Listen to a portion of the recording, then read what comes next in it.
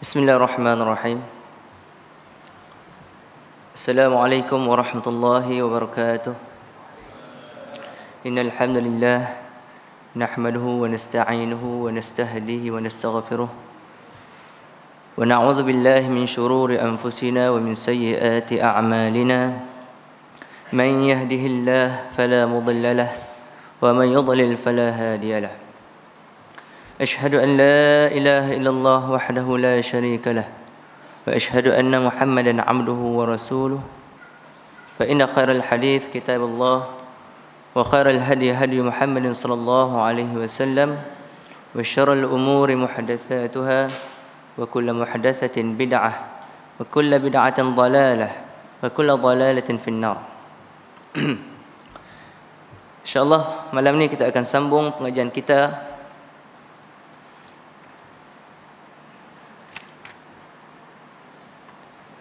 masih lagi, sikit lagi di dalam bab ataupun di dalam subtopik yang pertama, iaitu agama Islam adalah agama yang hak yang dibawa oleh Nabi Muhammad sallallahu alaihi wasallam. Insya-Allah malam ni kita sambung ke surat 128.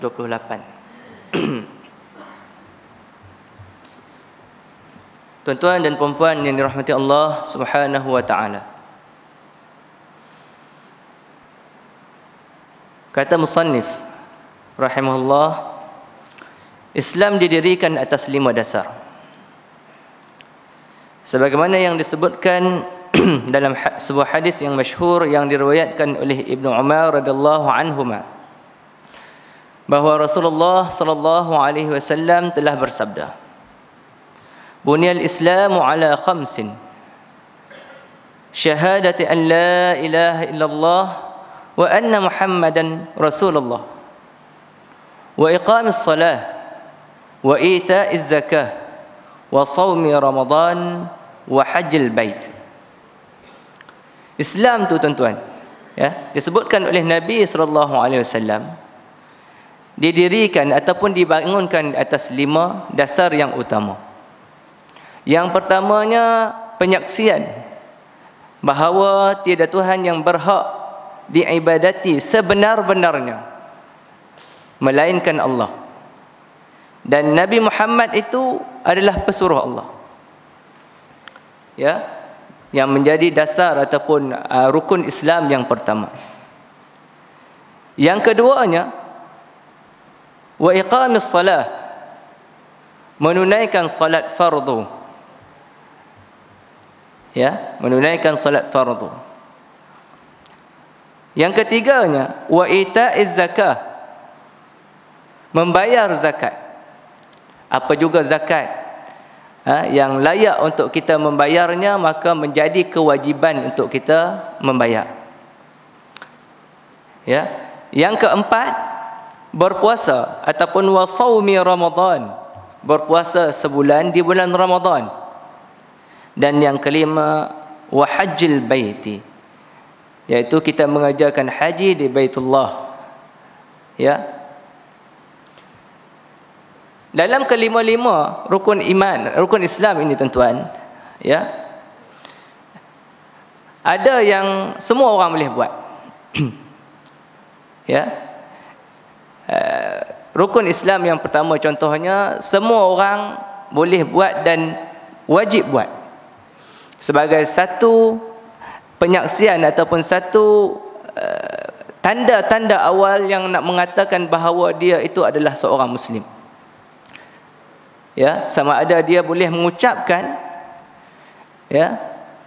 dengan lafaz, dengan kata-kata, ataupun boleh jadi dia ada masalah dari sudut bisu dan sebagainya, tetapi dia boleh menyatakan penyaksian bahawa tidak ada Tuhan yang berhak diibadati dengan sebenar-benarnya melainkan Allah, dan Nabi Muhammad sallallahu alaihi wasallam adalah pesuruhnya.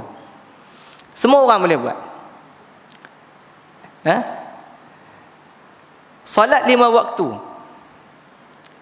juga wajib untuk semua orang. Tidak ada pengecualian bagi seorang Muslim yang mukmin pun terhadap kewajiban salat 5 waktu. melainkan bagi yang ada keuzuran syar'i. Tak ada pengecualian. Ya, bagi yang seorang orang lelaki yang Islam, dalam keadaan macam mana sekalipun, wajib bagi dia menunaikan solat 5 waktu. Bagi seorang perempuan, ya, ada keuzuran syar'i yang dibenarkan sehingga mereka dibenarkan untuk meninggalkan solat fardu pada waktu-waktu yang tertentu. Ya, dan tidak perlu kepada mereka untuk qada, mengganti semula. Contohnya pada waktu haid, nifas, ya, melahirkan anak dan lain-lain. Kewajipan untuk menunaikan zakat, ya, wajib untuk sebahagian orang Islam yang layak dan tidak wajib bagi orang Islam yang tidak layak. Maka di dalam kewajipan zakat ini ada orang yang memberi dan ada orang yang menerima zakat. Ya, fakir miskin tidak diwajibkan bagi dia untuk memberikan zakat dalam keadaan dia tidak mampu untuk nak menanggung diri dia sendiri. Ya, fakir miskin tidak wajib untuk dia memberikan zakat. Tapi bagi orang-orang yang biasa yang ada kemampuan, maka perlu, wajib bagi dia menunaikan zakat setakat mana kemampuan dia. Kalau dia ada emas dan perak, maka dia kena keluarkan zakat emas dan peraknya bila cukup, ya, jumlah kita panggil nisab dan haul 1 tahun hijriyah. Banyak orang kita dok kira 1 tahun Masehi kan. Sebenarnya bukan 1 tahun Masehi. Ya, dia kira 1 tahun hijriyah. Kurang lagi. Jumlah hari dia kurang. Jangan silap tuan-tuan. Kita simpan bulan 1, kita dok kira bulan 1 tahun depan. Tak. Kita ada mah bulan Muharram tahun depan, masih lagi di dalam lingkungan 85 gram dan ke atas yang kita simpan, maka wajib kita mengeluarkan zakat emas atas gram tadi 2.5%. 2.5%, tak banyak pun. Ya, mengikut tahun Hijri, bukan mengikut tahun Masihi. Ya, dan ini wajib hanya bagi orang yang ada emas. Begitu juga bagi orang yang ada perak, hanya wajib mengeluarkan zakat sekiranya cukup kadar, ya, perak yang dia simpan, lebih kurang dalam 200 dirham, ya, ataupun lebih kurang dalam 600 gram disimpan dalam 1 tahun Hijri, maka wajib juga dikeluarkan zakat dalam kadar 2.5%. Jadi orang yang tidak ada zakat, tidak ada emas, tidak ada perak, tidak wajib untuk mengeluarkan zakat. Ini kesempurnaan Islam. Ya, Islam tidak membebankan seseorang melainkan atas apa yang dia ada, apa yang dia usahakan. Ya, zakat tanaman tidak dikenakan kepada orang yang tidak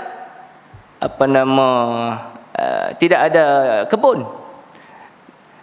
Zakat haiwan ternakan tidak dikenakan kepada orang yang tidak bela kambing, lembu dan sebagainya. Ya, jadi itu.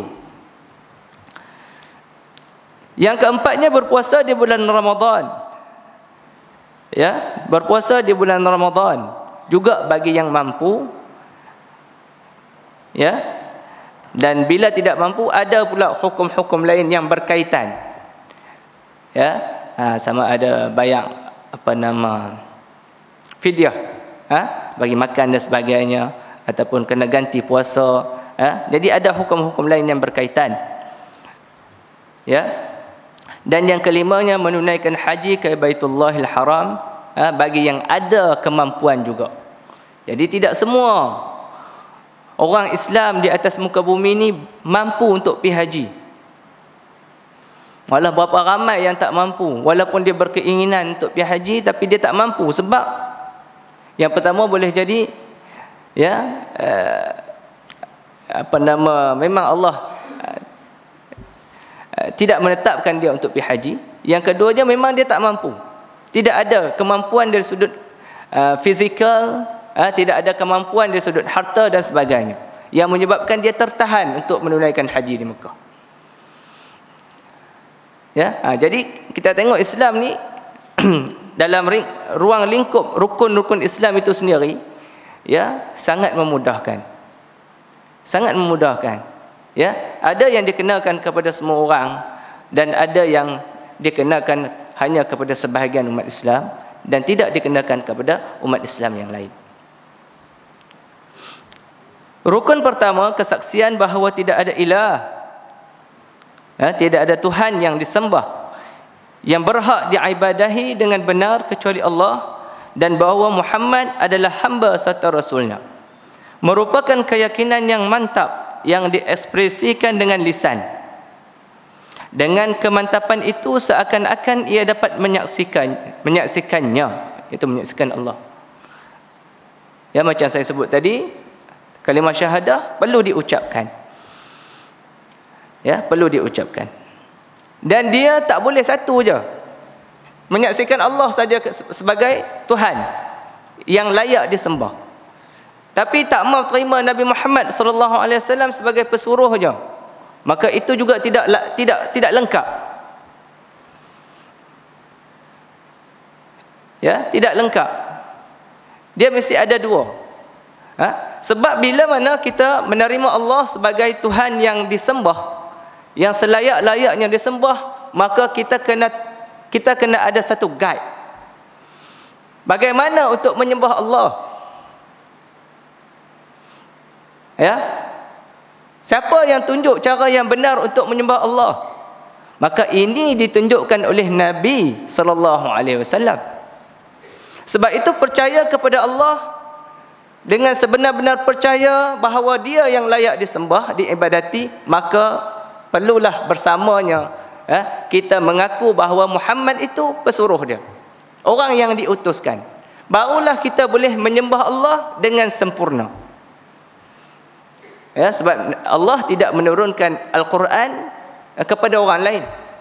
Allah tak turunkan Al-Quran kepada Nabi Musa, tidak juga menurunkan Al-Quran kepada Nabi Isa, dan tidak juga kepada sesiapa pun, melainkan Allah menurunkan Al-Quran kepada Muhammad sallallahu alaihi wasallam, dan Allah melalui Jibril alaihi salam mengajarkan cara untuk apa yang terkandung dalam Al-Quran, dan juga mengilhamkan kepada Nabi sallallahu alaihi wasallam cara untuk beribadat kepada Allah. Ini tak boleh kita nak terima Allah saja tanpa kita menerima Nabi sallallahu alaihi wasallam sebagai pesuruh dia, sebagai utusannya. Maka orang Islam wajib untuk menerima kedua-dua syahadatain. Itu kita sebut sebagai syahadatain, dua kalimah syahadah. Kita tak sebut sebagai satu kalimah syahadah. Okey. Syahadah kesaksian merupakan satu rukun, padahal yang disaksikan itu ada dua hal. Ini dikarenakan Rasulullah sallallahu alaihi wasallam adalah penyampai risalah daripada Allah Azza wa Jal. Jadi kesaksian bahawa Muhammad sallallahu alaihi wasallam adalah hamba dan utusan Allah merupakan kesempurnaan kesaksian la ilaha illallah. Sebagaimana yang saya sebutkan. Syahadatain, dua kesaksian ini merupakan prinsip dasar keabsahan yang diterimanya semua amal. Solat, puasa, zakat yang kita sebut tadi, yang kemudian tadi, yang empat perkara tadi tidak sah, tak diterima, melainkan dia kena Islam dulu. Dan Islam wajib dengan syahadatain. Ya, kita kena mengaku dulu Allah itu Tuhan kita, Dia yang layak diibadahi. Ya, Muhammad itu pesuruh Allah. Kita ikut Nabi sallallahu alaihi wasallam pada perkara-perkara yang diwahyukan oleh Allah dan mengikut sunnah-sunnah dia. Barulah segala amalan yang datang kemudian, solat, zakat, puasa dan haji itu diterima oleh Allah. Tak ada yang pertama, maka tidak adalah yang keempat perkara ni. Ya, tidak ada syahadah, tak ada, maka tidak sah keempat-empat ibadah yang lain. Sedangkan mutaba'ah ataupun mengikut sunnah Rasulullah sallallahu alaihi wasallam merupakan realisasi daripada kesaksian bahawa Muhammad itu adalah hamba dan rasulnya. Ya, dan faedah terbesar daripada dua kalimah syahadah tersebut adalah membebaskan hati dan jiwa kita daripada penghambaan terhadap makhluk dengan beribadah hanya kepada Allah sahaja, serta tidak mengikuti selain daripada Nabi sallallahu alaihi wasallam. Sebab itu kena ada syahadah. Ibadah hanya kepada Allah.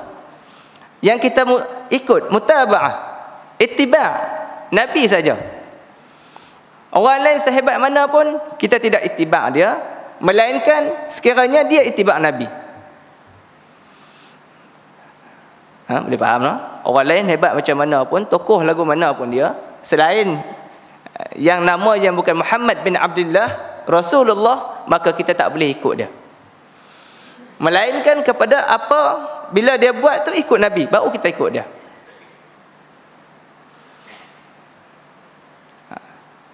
Ya? Tak sah kita ikut orang lain dalam perkara-perkara ibadah. Tak sah juga kita ikut orang lain dalam perkara-perkara akidah yang kita duk bincang ni. Sedangkan Nabi SAW telah menunjukkan satu perkara yang berbeza dengan orang yang kita ikut tadi. Mana yang lebih besar, mana yang lebih hebat, mana yang lebih utama. Di antara kita mengikut tokoh-tokoh tertentu dengan mengikut Nabi SAW, sudah tentu Nabi yang lebih utama. Sebab itu kita kena clear dalam hal-hal macam ni. Yang keduanya, menegakkan salat ataupun mendirikan salat, artinya beribadah kepada Allah dengan melaksanakan salat wajib 5 waktu secara istiqamah dan sempurna, baik pada waktu maupun caranya. Ya, menunaikan salat di dalam waktu yang ditetapkan. Zuhur di dalam waktu zuhur, kita tak lajak pergi sampai waktu asar. Maghrib di dalam waktu maghrib. Maghrib antara yang paling singkat, lebih kurang dalam sejam 15, sejam setengah, lebih macam tu kan. Jadi kita menunaikan maghrib di dalam waktunya, tidak menunaikan di dalam waktu isya. Sebab Allah sebut inna salata kanat 'alal mu'minina kitaban mawquta. Ya, sesungguhnya solat itu ke atas kaum mukmin, ya, ada waktu-waktu yang telah ditetapkan. Jadi tidak boleh kita menunaikan solat di luar waktunya. Itu satu. Yang keduanya, menunaikan solat dengan cara ikut Nabi SAW pada bilangan rakaatnya, ya, pada bacaan-bacaan di dalam solatnya, pada cara Nabi rukuknya, pada cara Nabi sujudnya, ya, dan meninggalkan perkara-perkara yang dilarang di dalam solat, ya, sebagaimana yang disebutkan oleh hadis Nabi sallallahu alaihi wasallam. Nabi larang bila solat pandang ke langit, kan, tak boleh pandang. Ya, maka kita tidak pandang ke langit. Sebab apa? Sebab Nabi larang. Kita sujud kena buka, tidak boleh merapatkan ke paha, kan? Kenapa? Kerana Nabi menganjurkan sedemikian. Kita angkat takbir pakai mankibah, pakai apa? Bahu, ya. Kenapa? Kerana Nabi menunjukkan sedemikian. Tiba-tiba ada orang lain bagi tahu dengan cara yang berbeza, maka kita tidak boleh terima. Sebab kita tahu solat yang Allah terima hanya solat yang ditunjuk oleh Nabi. Dengan cara yang selain daripada itu, Nabi tak tunjuk. Jadi macam mana kita nak solat? Sedang Nabi tak buat cara macam tu, kita pula nak memandai buat cara solat macam tu, maka kita tidak boleh terima. Dan kita juga faham bahawa Allah hanya menerima ibadah yang dibuat berdasarkan ikutan kita terhadap Nabi SAW. Itu. Selain daripada tu, wallahu alam bisawab, tak tahulah. Nak kata terima macam mana, tidak ada dalil yang nak mengatakan Allah terima. Sebab itu kita meninggalkan perkara-perkara bid'ah, ya, perkara-perkara baharu di dalam urusan ibadah. Kita juga meninggalkan bid'ah dalam urusan akidah. Kita juga meninggalkan bid'ah dalam urusan syariah. Semua tinggal. Tak ada. Tak buat benda baru. terima bulat-bulat apa yang ada daripada Al-Quran dan Sunnah sahaja. Ya. Kenapa kita tak buat kunut? Kerana kita percaya bahawa Nabi dan para sahabat, ya, berdasarkan kepada hadis-hadis sahih Bukhari dan Muslim, ya, tidak menunaikan, tidak baca kunut di dalam solat. Walaupun ada khilaf lah, tak ada masalah lah tu, kan? Ya. Tapi kita percaya macam tu. Kenapa kita tidak melakukan tahlilan dengan cara yang dilakukan oleh orang Islam sekarang ni? Sebab kita percaya zaman Nabi SAW dan para sahabat tidak melakukan tahlilan dengan cara yang kita buat. Jadi macam mana kita nak buat? Kita tak boleh terima benda tu. Ya, baru ni keluar satu kes yang cukup ni di harian Metro, kan, tentang seorang datin yang ditangkap, ya, bersama dengan seorang yang dikatakan warak lah, kan, didakwa berkhalwat, ya. Dan di antara kata-kata datin tu, sebab dia bersama dengan orang yang warak ni, sebab suami dia buat benda bid'ah, kan, buat benda bid'ah. Jadi dia tak boleh terima lah. Suami dia buat benda bid'ah, tak boleh terima. Ya, kunut pun tak baca, tahlil pun duk buat selalu. Kunut baca, tahlil pun duk buat selalu. Jadi dia kata apa nama suami dia ni macam najis. Jadi dia tak boleh terima. Dah lama mana dah tak bersama. Dan benda ni disensasikan oleh pihak-pihak tertentu yang cemburu, dan juga boleh jadi dia memusuhi dakwah sunnah. Dia kata macam mana kalau ayat ni, ya, tengok orang yang tak kunut subuh, orang yang benci kepada tahlil, ya, apa nama, mengikut cara macam ni, boleh sampai kena tangkap khalwat dan sebagainya. Cerdik sikit lah, kan. Kalau kita nak apa nama benci pun kepada satu pihak tu pun cerdik sikitlah. Jangan kita mengaitkan manhaj orang tu, ya, manhaj satu pihak tu dengan dosa yang dibuat oleh seseorang, generalisasi yang tak bagus, yang memang tak betul pun. Oleh kerana dia boleh jadi dia bencikan suami dia kerana suami dia tidak kunut subuh, ya, kerana apa nama suami dia tahlil dan sebagainya, maka tidak boleh kita buat generalisasi bahawa dia telah mengikut ajaran yang sesat. Ya, dan kerana dia ikut puak-puak yang dikatakan sesat ini, menyebabkan, ya, dia terjerumus kepada zina ataupun terjerumus kepada khalwat tadi. Ini satu generalisasi yang tak tepat. Kita ambil contohnya seorang orang Islam pergi bom kat Paris ke apa ke, maka kita buat satu generalisasi Islam itu jahat. Ini cara dia.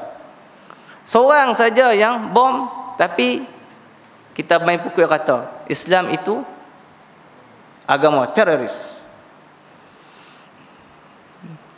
Ini dilakukan oleh orang-orang yang benci kepada dakwah sunnah, yang mencari-cari kesalahan, ya. Tapi boleh tak nanti contohnya adalah orang lain pula kena tangkap khalwat, jadi tanya dia ni kunut subuh. Kunut subuh, hang ni tahlilan, talqin baca tak kat kubur? Baca. Allah ada mana? Allah wujud tanpa bertempat, dia kata. Kita pun buat satu ni generalisasi.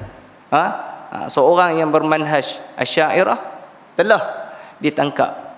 Jadi satu generalisasi telah dibuat bahawa Asy'ariyah ni satu puak yang sesat. Boleh kalau begitu, tuan-tuan? Tak boleh. Ni nak cerita bab tak boleh. Walaupun di pihak mana pun kita tak boleh melakukan sedemikian. Berbezanya kita raikan perbezaan. Qunut subuh dan sebagainya itu perbezaan, kita raikan. Tetapi mengaitkan satu manhaj dengan kesalahan yang dilakukan oleh seorang, maka benda ni adalah sesuatu yang tidak tepat. Boleh jadi nanti lawan dia, mereka pula akan buat benda yang sama. Dan berapa ramailah kita tengok, ya, yang kena tangkap. Kalau tanyalah mereka ni, memang mereka ni kunut subuh, memang mereka ni buat tahlilan. Jadi boleh tak kita buat generalisasi bahawa mereka ini yang kunut subuh dan tahlilan ni teruk, jahat dan sebagainya, sesat? Tak boleh, tak tepat. Ya, jadi kita jangan nak buat lagu tu lah nak ceritanya, kan? Biar pilah orang nak buat kat kita pun, yang kita jangan nak buat macam tu kat orang. Wala yajrimannakum syan'anu qaumin ala alla ta'dilu i'dilu huwa aqrabu littaqwa. Al-Maidah ayat 8. Janganlah kebencian kamu terhadap sesuatu kaum menyebabkan kamu tidak berlaku adil. I'dilu, berlaku adillah oleh kamu. Huwa aqrabu littaqwa, yang demikian itu lebih dekat dengan takwa. Kali dah kita sebut ayat ni kan. Biar kita ulang, supaya kita berlaku adil, tidak menuduh orang secara membabi buta, ya. Rukun yang ketiga, membayar zakat artinya beribadah hanya kepada Allah Azza wa Jalla dengan menyerahkan kadar yang wajib dari harta-harta yang harus dikeluarkan zakatnya.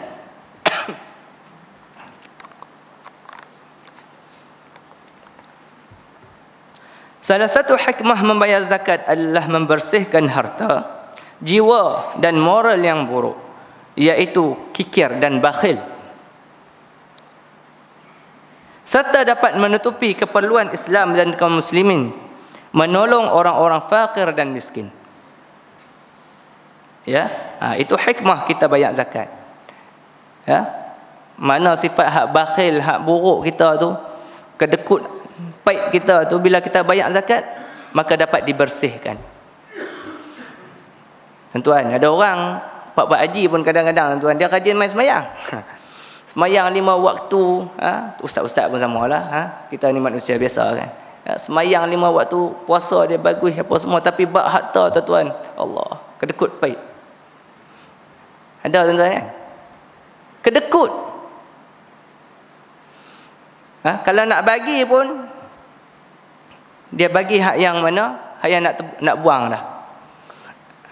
Contohnya tuan-tuan, waktu banjir baru ni tuan-tuan, kita dapat tengok manusia sikap kita tuan-tuan waktu banjir.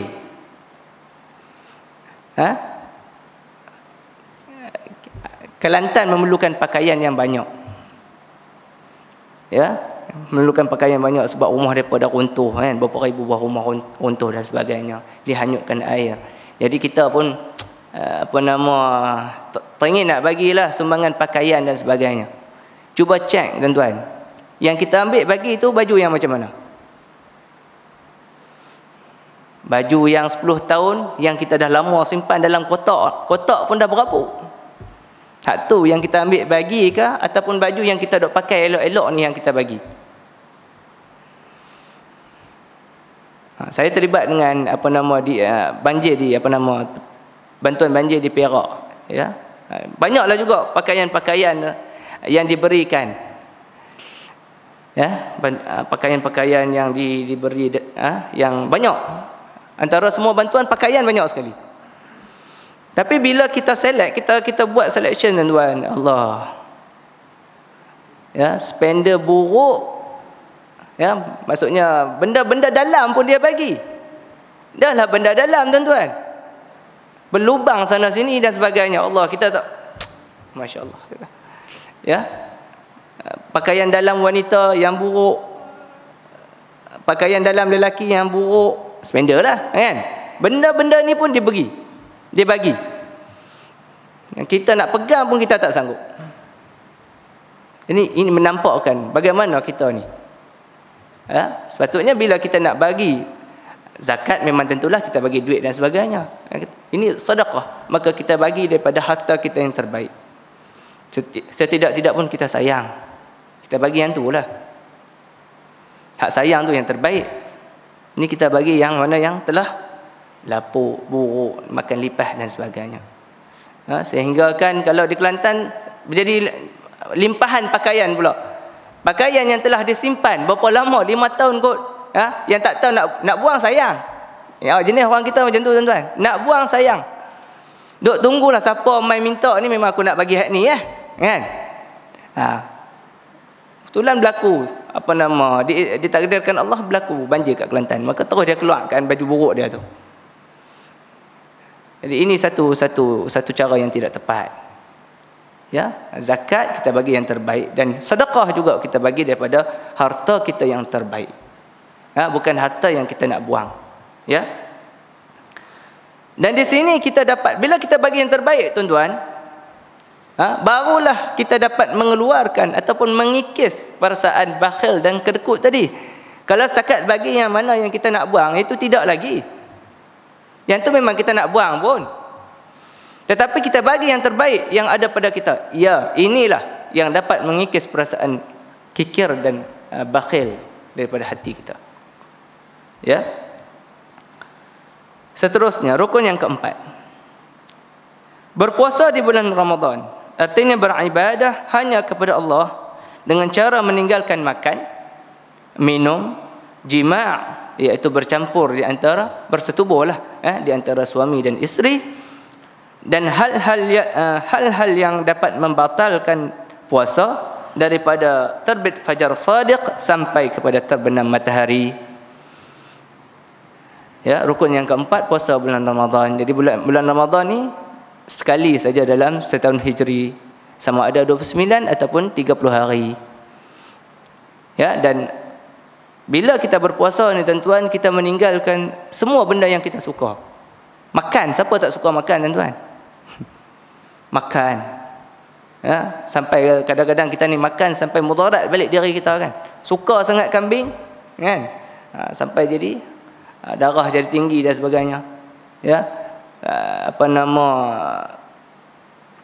Nasi lemak, ya, sambai tumis petai. Sedap tuan. Ya. Minuman kopi ke, jus ke, apa semua. Ini benda yang kita suka. Makan dan minum. Semua orang suka makan dan minum. Jima'. Ya, keinginan terhadap syahwat. Semua orang suka. Ada keinginan terhadap syahwat. Mustahil seorang insan yang kita kata sempurna tidak ada keinginan terhadap syahwat. Semua ada. Ya. Jadi dengan kita berpuasa, kita meninggalkan perkara-perkara ni, benda-benda yang disukai oleh nafsu. Jadi nafsu dia jadi lemah. Bila nafsu jadi lemah, kalau tuan-tuan perasan, mudah untuk kita beramal. Sebab itu bulan puasa ni kita tengok, setiap kali bulan puasa, bulan yang penuh dengan ibadah. Sebab nafsu dah jatuh pada peringkat yang terbawah. Bila nafsu jatuh pada peringkat terbawah, syaitan pula dia belenggu. Ya, maka mudah untuk kita menunaikan ibadah kepada Allah. Ya. Dan salah satu hikmah berpuasa di bulan Ramadan adalah melatih jiwa untuk meninggalkan hal-hal yang disukai kerana mencari redha Allah. Ya, hanya kerana mencari redha Allah. Okey, seterusnya yang kelima. Rukun yang kelima, menunaikan ibadah haji ke Baitullah, iaitu rumah Allah, ya. Dan artinya beribadah hanya kepada Allah dengan menuju Al-Baitul Haram, Kaabah, di Makkah Al-Mukarramah, untuk melaksanakan syiar ataupun manasik haji. Allah Ta'ala berfirman, walillahi 'alan nasi hajjul baiti man istata'a ilaihi sabila wa man kafara fa innallaha ghaniyyun 'anil 'alamin. Ali Imran ayat 97. Ya, dan di antara kewajipan manusia terhadap Allah adalah hajjul baiti, menunaikan haji di Baitullah. Man istata'a ilaihi sabila, bagi orang-orang yang mampu untuk sampai kepadanya. Wa man kafara fa innallaha ghaniyyun 'anil 'alamin. Dan barang siapa yang ingkar terhadap kewajipan ini, maka ketahuilah Allah itu maha kaya terhadap sekalian alam. Allah ni tak memerlukan apa-apa. Hang tak pi pun Allah tidak rugi. Tidak ada kesan bagi Allah. Sama juga untuk ibadah-ibadah lain, tuan-tuan. Kita kena ingat, kita melakukan salat adalah untuk diri kita. Ya, kerana Allah, tapi manfaatnya untuk diri kita. Kita haji, kita berpuasa kerana Allah, tetapi manfaatnya untuk diri kita. Sama juga zakat, bayar zakat kerana Allah, tapi manfaatnya untuk diri kita. Dan semua ibadah yang kita buat, ya, kerana Allah, tapi manfaat dia balik pada kita. Dia faham? Manfaat kita yang nak, syurga kita yang nak masuk. Allah tidak berhajat kepada syurga. Ya, neraka kita tak mau masuk. Ya, Allah tidak berhajat kepada kita, sama ada kita buat ataupun kita tak buat. Tidak ada masalah kepada Allah, tetapi akan menjadi masalah kepada diri kita. Ya, berhenti saat azan.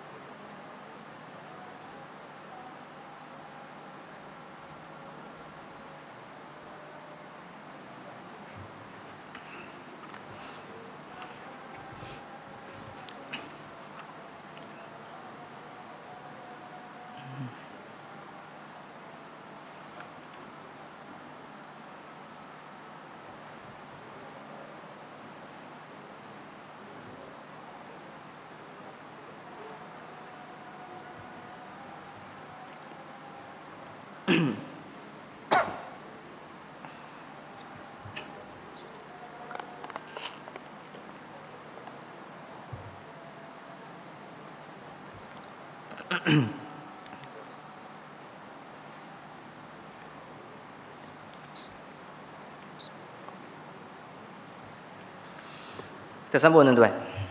Ya, Allah tidak berhajat kepada kita sedikit pun. Sama ada kita menyembah Dia ataupun tidak menyembah Dia, tidak mengurangkan sedikit pun kekuasaan Dia. Ya, tidak melemahkan Dia sikit pun. Semua orang pakat-pakat tak mau sembah Allah atas muka bumi ini, tak kurang pun sedikit daripada kekuasaan Allah. Tapi kita sebagai orang mukmin, yang muslim, yang mukmin, kita perlu kepada Allah. Ya, kita yang memerlukan Dia. Kita yang memerlukan manfaat yang Dia berikan kepada kita.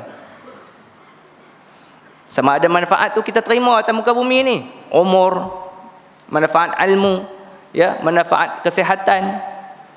Kita perlukan benda tu. Makan, minum, ya, isteri, anak-anak, kita yang memerlukan Dia. Dan manfaat yang kita akan peroleh di akhirat, syurga, bidadarinya, minum di telaga al-haud. Semua ni kita yang nak daripada Allah Azza wa Jal. Sebab tu kita kena ikut perintah Dia. Dan Allah tidak memerlukan kepada kita sikit pun. Pakat-pakatlah atas muka bumi ini semua tidak menyembah Allah, lalu Allah hancurkan. Maka mudah bagi Allah untuk buat satu kaum yang baru, yang semua orang akan taat kepada Dia. Cukup mudah bagi Allah. Ya, sebab tu kita sebagai manusia, tuan-tuan, jangan duk ada sikit riak, ego, bila kita main nak buat ibadat, nak tunjuk ke orang ke apa.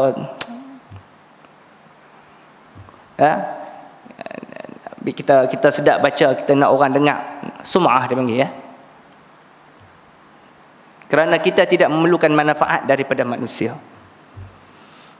Kita nak manfaat daripada Allah, kita nak pahala daripada Allah, maka kita kena buat kerana Allah. Ya. Dan salah satu hikmah menunaikan haji ke Baitullah adalah melatih jiwa untuk mengerahkan segala kemampuan harta dan jiwa agar tetap taat kepada Allah Azza wa Jalla. Oleh kerana itulah haji merupakan salah satu daripada jihad fi sabilillah. Ya, ini rukun Islam yang 5. Ya. Okey, seterusnya. Prinsip yang kedua, ya. Makna dua kalimah syahadah. Ahlussunnah wal Jamaah meyakini bahawa dua kalimah syahadah merupakan dasar yang sah dan diterimanya semua amal. Kedua kalimah ini memiliki makna, syarat-syarat dan rukun-rukun yang harus diketahui, diyakini, diimani dan diamalkan oleh semua orang Islam. Ya. Jadi sini pengarang dia menyatakan ataupun dia keluarkan makna kalimah la ilaha illallah. Ya. Apa maksud la ilaha illallah? La ma'buda bihaqqin illallah. La ma'buda bihaqqin illallah. Tiada yang disembah. Ma'bud ni isim maf'ul. Kita abid, kita yang menyembah, penyembah. Ma'bud yang disembah. La ma'bud maksudnya tidak ada yang disembah ataupun tidak ada yang diibadati bihaqqin, dengan sebenar-benarnya, illallah, melainkan Allah. La ma'buda bihaqqin illallah, itu maksud la ilaha illallah. Ya. Ada beberapa penafsiran yang salah tentang makna kalimah la ilaha illallah, dan kesalahan tersebut telah tersebar ataupun menyebar luas. Di antara kesalahan tersebut adalah menafsirkan kalimah la ilaha illallah dengan la ma'buda illallah. Ya, menafsirkan kalimah la ilaha illallah dengan la ma'bud, tiada Tuhan yang tidak ada yang diibadati melainkan Allah. Maksudnya tidak ada perkataan bihaqqin, tidak ada yang sebenar-benarnya. Ya. Padahal makna tersebut rancu ataupun keliru, kerana jika demikian maka setiap yang diibadahi baik benar maupun salah berarti kerana Allah. Ini pandangan penulis, ya. Jadi dia kena sebut bihaqqin, yang sebenar-benarnya diibadati adalah Allah. Ya. Yang keduanya menafsirkan kalimah la ilaha illallah dengan la khaliqa illallah. Tidak ada pencipta melainkan Allah. Padahal makna tersebut merupakan sebahagian daripada kalimah la ilaha illallah. La khaliqa illallah adalah sebahagian daripada maksud la ilaha illallah. Jadi bila kita tafsirkan bahawa la ilaha illallah dengan la khaliqa illallah, maksudnya kita hanya mengambil suku saja daripada maksud la ilaha illallah yang sebenar. Ya. Dan ini masih berupa tauhid rububiyah sahaja, sehingga belum cukup. Dan inilah yang diyakini juga oleh orang-orang musyrik. Wala in sa'altahum man khalaqas samawati wal arda la yaquluna Allah. Bila tanya mereka orang-orang musyrik ni, orang kafir ni, siapa yang cipta langit dan bumi? Mereka akan kata Allah. Jadi apa beza kita dengan mereka? Kita bukan sahaja mengakui bahawa Allah itu mencipta langit dan bumi, yang mencipta seluruh alam, tapi kita juga beribadah hanya kepada Allah.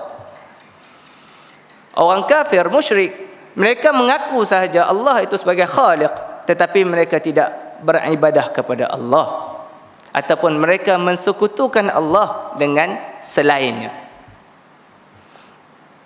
Boleh jadi dia peminta doa ke Allah juga, tapi kat berhala pun minta juga.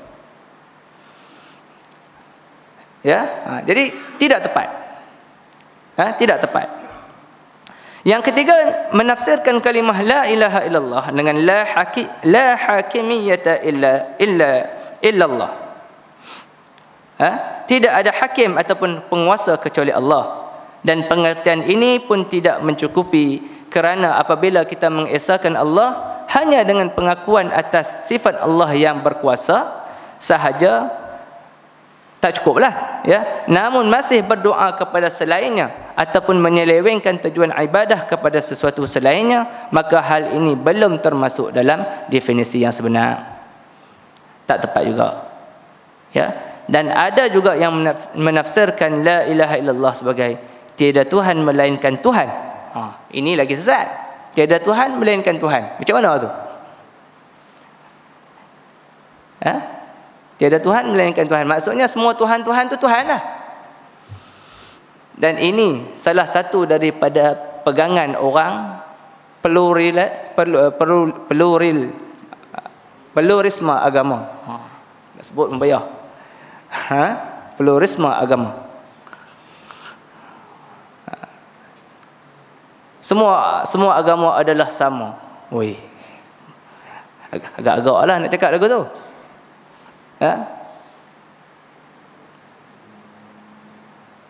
Semua agama adalah sama. Dan tafsir ini, ya, dikemukakan oleh seorang tokoh pluralisme di Indonesia yang bernama Dr. Nicholas Majid. Ya, Dr. Nicholas Majid. Dia ni seorang tokoh lah, tapi tokoh dalam pluralisme agama ni tadi. Tiada Tuhan melainkan Tuhan. Jadi semua Tuhan adalah Tuhan. Semua agama adalah sama lah. Ini satu kesesatan. Ya. Sedangkan kita orang Islam, kita hanya mengaku inna ad-dina 'indallah hil Islam. Agama yang benar-benar agama yang diiktiraf di sisi Allah satu je, Islam. Hak lain ialah nama agama tetapi Allah tak iktiraf. Nama dia memang agama lah sebab Allah pun sebut agama, kan? Tapi tidak diiktiraf.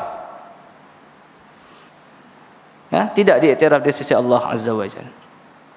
Syarat-syarat kalimah la ilaha illallah yang pertamanya al-'ilm, iaitu kita mengetahui arti kalimah la ilaha illallah. Dan Allah Azza wa Jalla berfirman, fa'lam annahu la ilaha illallah. Ya, surah Muhammad ayat 19. Maksudnya, maka ketahuilah bahawa tidak ada ilah yang berhak diibadati dengan sebenar-benarnya selain Allah. Ya, syarat pertama kena tahu, kena ada ilmu. Dalam surah Az-Zukhruf Allah sebut illa man syahida bil haqqi wa huwa ya'lamun. Kecuali orang-orang yang mengaku akan kebenaran tauhid dan mereka bukan saja mengaku, mereka juga tahu, mereka juga ada ilmu tentang apa yang mereka ucapkan.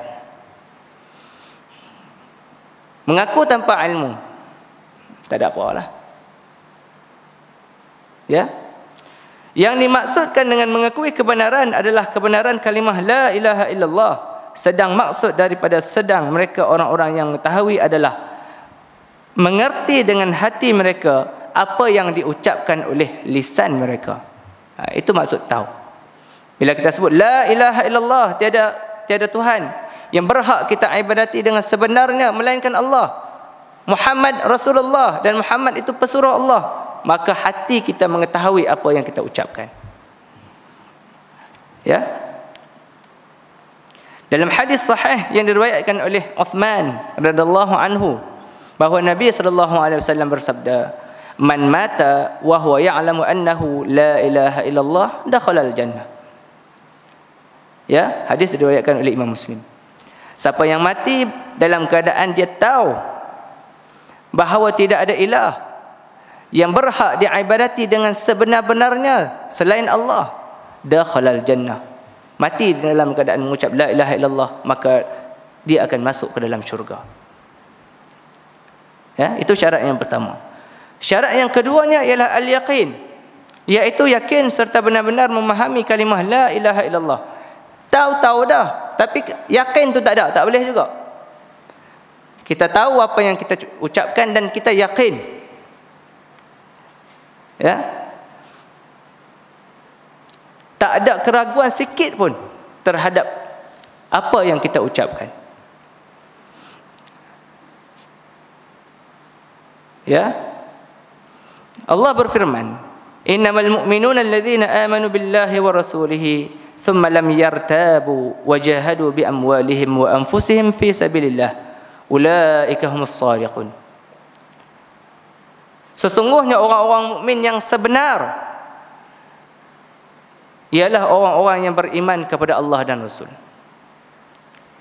Thumma lam yartabu. Kemudian mereka tak rasa ragu sikit pun.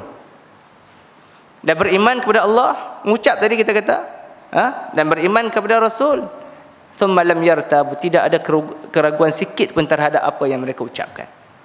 Wajahadu bi amwalihim wa anfusihim fi sabilillah, dan mereka ini juga berjihad, berjuang dengan harta-harta mereka dan juga jiwa-jiwa mereka di jalan Allah. Ulaika humus shadiqun, dan mereka inilah orang yang benar. Ya. Rasulullah sallallahu alaihi wasallam bersabda, "Asyhadu an la ilaha illallah wa anni rasulullah. La yalqallaha bihima 'abdun ghaira syakkin fihima illa dakhala al-jannah." Hadis diriwayatkan oleh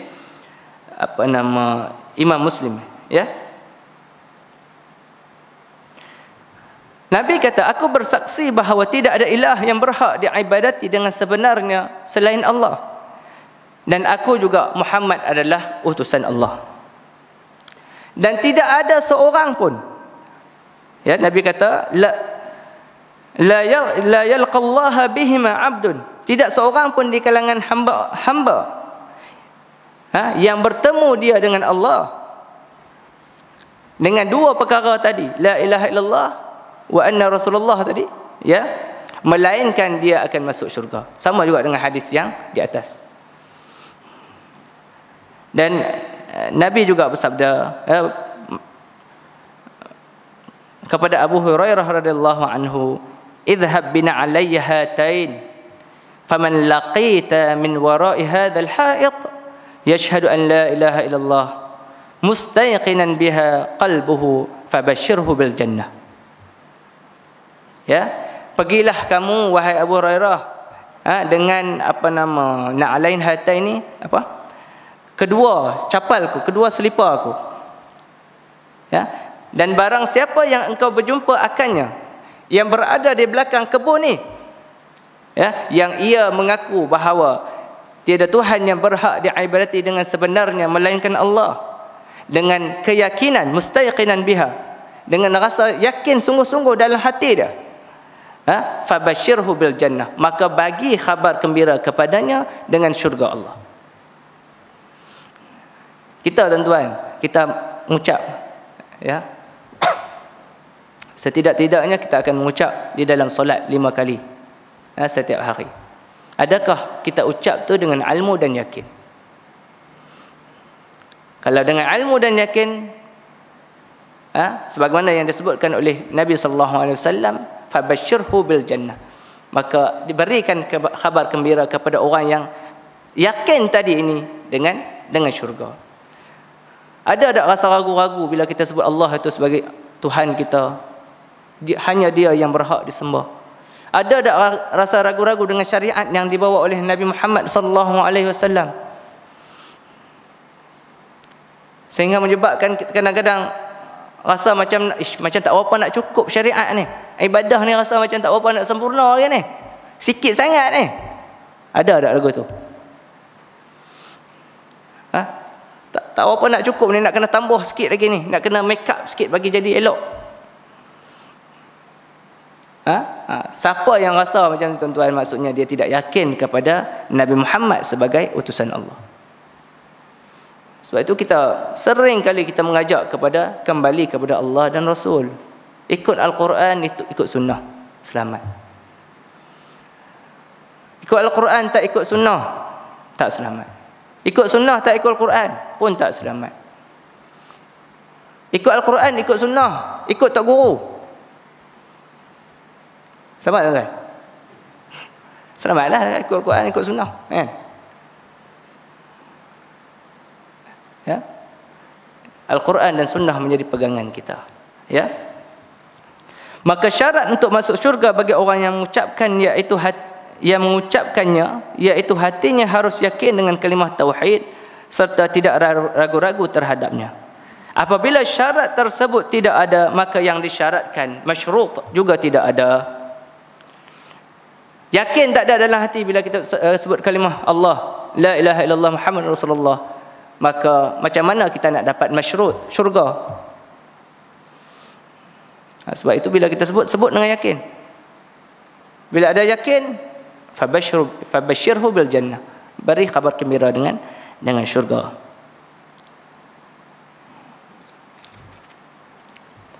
Okey. Seterusnya syarat yang ketiga, al-ikhlas. Iaitu memurnikan amal perbuatan dari segala kotoran-kotoran syirik dan mengikhlaskan segala macam ibadah hanya kepada Allah. Ikhlas. Ada ilmu dah, faham apa yang kita ucapkan. Sebab tu kalau kita mengislamkan orang yang non muslim yang dia tak faham bahasa Arab ataupun kita sendirilah, ya, kita tengok cara yang dibuat oleh saudara-saudara kita bagus, ya. Kalau orang tu dia faham bahasa Inggeris, dia mula dengan bahasa Inggeris dulu. Dia sebutkan kalimah syahadah dalam bahasa Inggeris dulu. Dia tak terus pergi dalam bahasa Arab. Dia tak terus asyhadu an la ilaha illallah wa anna muhammadar rasulullah atau asyhadu anna muhammadar rasulullah. Tapi biasanya orang-orang yang kawan-kawan kita yang belajar dakwah kepada non muslim ni, dia akan ucapkan dalam bahasa yang biasa difahami oleh orang yang nak masuk Islam tadi. Kalau orang tu orang yang biasa dalam bahasa Inggeris, maka kita ucapkan dia dalam bahasa Inggeris. Kalau dia tu orang yang dia tak tahu bahasa Inggeris, tak tahu bahasa Melayu, dia tahu bahasa Siam dia, maka kena cari seorang translate untuk dia dalam bahasa Siam. Sebab nak memahamkan dia, nak bagi dia faham ilmu tadi tu, al-alim tadi. Sekali dia dah sebut asyhadu an la ilaha illallah wa asyhadu anna muhammadar rasulullah, dalam keadaan dia tak faham apa yang disebut. Salah untuk kita yang mengislamkan dia. Jadi kita kena fahamkan dia. Yang hang sebut ni adalah maksudnya, bila mana hang sebut la ilaha illallah, tiada Tuhan yang berhak diibadati dengan sebenarnya selain daripada Allah. Lepas ni tokong-tokong apa semua tak boleh sembah dah. Tak boleh ibadah, tak boleh bagi dah. Buah-buah limau ke apa ke dia tak boleh bagi kat dia dah. Cerita kena ni dalam bahasa yang dia faham. Wa anna muhammadar rasulullah, dan bila sebut Muhammad itu pesuruh Allah, maka lepas ni segala yang dibuat oleh tok nenek moyang tak boleh pakai. Hanya Muhammad sahaja yang anda kena ikut, sebab dia adalah utusan Allah. Bila dia dah faham yang tu tuan-tuan, barulah kita bagi dengan lafaz dalam bahasa Arab. Benda-benda ni pun kita kena belajar tuan-tuan. Ya, kita kena belajar juga. Ya, tahulah sikit-sikit. Ya, kalau kata kawan-kawan non muslim di tempat kerja kita apa semua tanya tentang Allah, tanya tentang Nabi, dia kadang-kadang tanya soalan provokasi. Ya, hanya nak mempermainkan kadang-kadang. Tetapi kalau kita jawab dengan baik, sesuai dengan logik dia, dalam keadaan boleh jadi hati dia tu dah ada sikit nak kepada Islam, maka tak mustahil dia akan masuk Islam di tangan kita. Ya. Okey, yang ketiga tadi ni tuan-tuan, al-ikhlas. Allah berfirman, fa'budillaha mukhlishan lahuddin, ala lillahi ad-dinul khalis. Surah Az-Zumar ayat 2 dan 3. Maksudnya, maka beribadahlah kepada Allah dengan tulus ikhlas, beragama kepadanya. Ingatlah, hanya milik Allah agama yang murni. Ya, bila kata-kata ikhlas, maka kita menolak sebarang kepentingan lain yang ada dalam jiwa kita. Kotlah kerana solat, kerana nak tunjuk ke pak mertua ke, ada kepentingan. Sedekah kerana nak masuk TV ke, ada kepentingan yang melibatkan manusia. Ya, bagi zakat pun nak masuk TV ke, ada kepentingan. Puasa tunjuk kat orang ke, ada kepentingan. Maka kita menolak semua kepentingan yang melibatkan urusan kita dengan manusia, dan mengikhlaskan, memurnikan segala ibadah kita hanya kerana Allah. Itu yang dikatakan sebagai ikhlas. Lepas tu Ustaz, kalau macam mana kalau kami ni solat, puasa semua sebab nak masuk syurga? Tak ikhlas ke Ustaz? Sudah. Bila kita kata kita mengikhlaskan kepada Allah, ya, dan kita juga berhak menerima apa yang dia nak bagi kat kita, maka boleh untuk kita mengharapkan untuk kita beribadah kerana nak masuk syurga. Boleh untuk kita beribadah kerana kita nak jauh daripada api neraka. Sebab itu yang dituntut, yang ditunjukkan oleh Nabi SAW. Tak bermakna bila kita kata kita beribadah kepada Allah, kita kena tolak syurga. Ya, tak boleh, aku tak boleh ada niat nak masuk syurga. Ada lagu mana? Manusia, tuan-tuan. Ya, cuma yang tidak bolehnya ialah ada kepentingan-kepentingan yang kita nak terhadap manusia lain. Kepentingan-kepentingan duniawi lah kita kata. Nak pangkat, nak nama, nak disebut, nak orang kata dia hebat.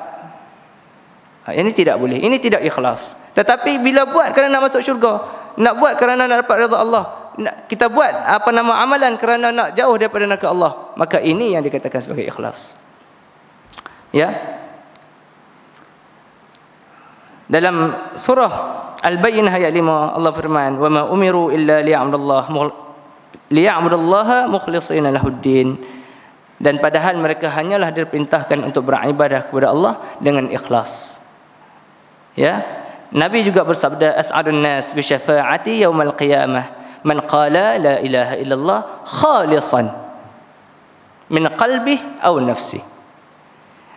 Yang paling bahagia, as'adun nas, yang paling bahagia di kalangan manusia, ya, bi syafa'ati dengan syafaat aku, yang dia terima pada hari kiamat, ialah orang yang qala la ilaha illallah, orang yang sebut la ilaha illallah khalisan, dengan rasa murni, dengan rasa ikhlas daripada qalbi, daripada hati dan juga jiwa dia.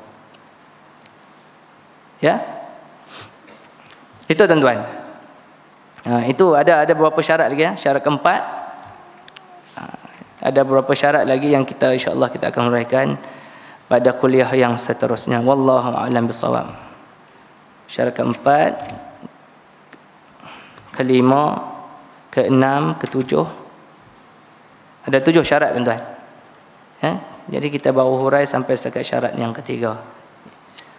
Al-'ilm, mengetahui, yaqin, dan juga al-ikhlas. Ya, wallahu a'lam bissawab. Mudah-mudahan kita mendapat manfaat daripada perkara yang kita bincangkan pada hari ini. Mana yang baik itu datang dari Allah, yang lemah itu dari diri saya sendiri. Kebaikan dan keburukan itu sebenar-benarnya datang dari Allah Azza wa Jalla. Assalamualaikum warahmatullahi wabarakatuh.